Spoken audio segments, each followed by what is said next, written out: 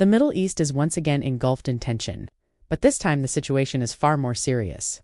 Israel, by attacking Qatar, has not only opened up a new front of hostility, but has also pushed the entire region to the brink of a major crisis.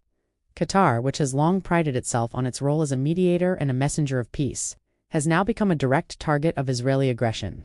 So how did things reach such a point? And what does this escalating conflict mean for the future of the region? Let's take a closer look. See nature of the attack. According to reports, Israel launched modern missile strikes and aerial operations near Doha, targeting military and sensitive installations. Explosions were heard across the city, shattering windows and sending civilians rushing for cover. Eyewitnesses described scenes of panic and chaos as people sought refuge from the sudden and intense bombardment. It was the first time that Israel had directly targeted Qatari soil, a move that has sent shockwaves throughout the region and beyond. What's Qatar's role in the conflict?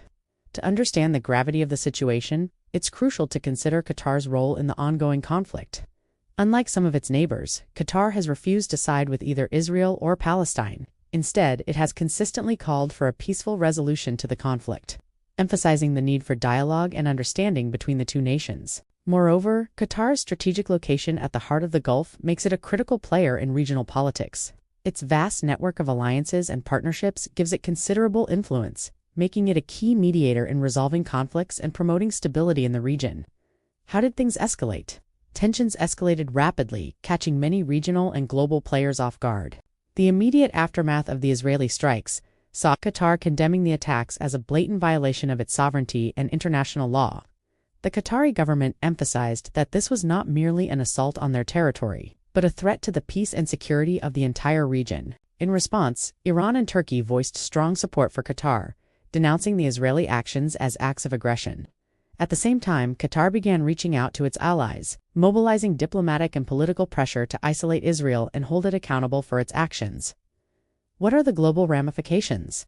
The ramifications of this conflict extend far beyond the immediate region. As the world's largest exporter of liquefied natural gas, Qatar plays a pivotal role in global energy markets. Any disruption to its supply could send shockwaves across economies worldwide, impacting industries and everyday lives. The potential economic fallout of this conflict is a growing concern for international observers. As the dust settles over Doha, all eyes are on Israel. The international community is closely scrutinizing its next move.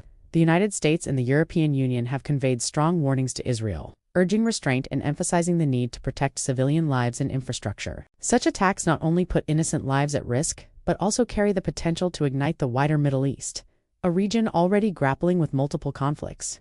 Saudi Arabia and other Gulf states are also closely monitoring the situation, aware that the conflict could upset the delicate balance of power within the Gulf. For now, the region remains tense as all parties navigate this uncharted territory. The coming days will be crucial in determining the trajectory of this conflict and its impact on the wider Middle East. Israel's future, what lies ahead?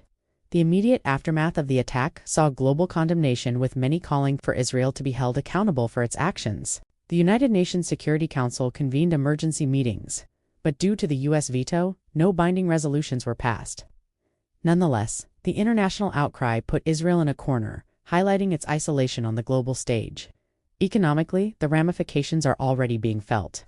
Oil and gas prices have seen sharp increases, driven largely by uncertainty over Qatar's response and the potential impact on global energy markets. Investors are rattled, and the ripple effects are being keenly watched by financial experts worldwide. Politically, Israel's options are narrowing.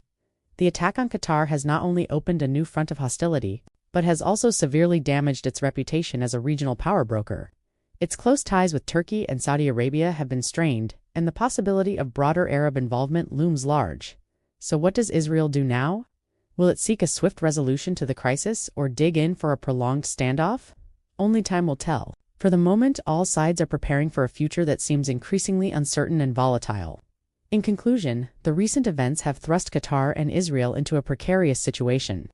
While Israel's immediate goals may have been achieved, the long-term consequences remain to be seen. The coming days will be pivotal in shaping the future of the region, not just for Qatar and Israel, but for all nations invested in peace and stability in the Middle East. As the world watches intently, one thing is clear: the path ahead is fraught with challenges, and the need for dialogue and understanding has never been more evident.